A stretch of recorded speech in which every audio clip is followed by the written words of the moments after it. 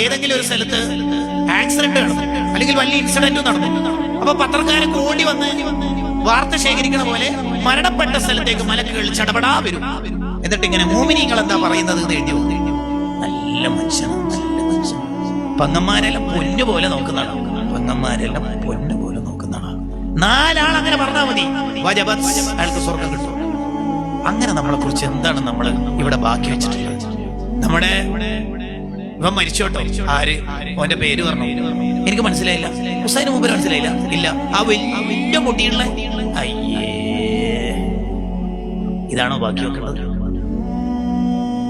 ഹുസൈന് ചങ്ങനെ മനസ്സിലായില്ല. ഇല്ല, ആക്സിഡന്റ് ആയിട്ടാണ്. എവിടെന്നാ? ഇന്നാലും നടന്നു. ആള് മനസ്സിലായില്ല. ഇല്ല. എപ്പോഴും ആ ബസ് ഷെൽട്ടറിൽ രാത്രിയൊക്കെ നമ്മൾ ഭക്ഷണം കഴിച്ച് തിരിച്ചു പോകുമ്പോൾ കാണുന്ന ആ കുട്ടിയില്ല.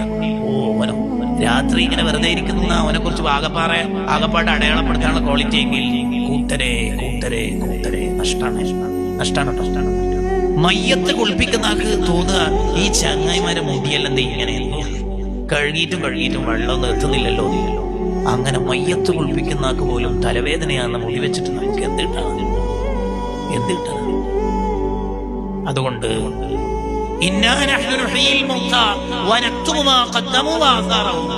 ഇവിടെ ഒരു അടയാളം ബാക്കി വെക്കാം.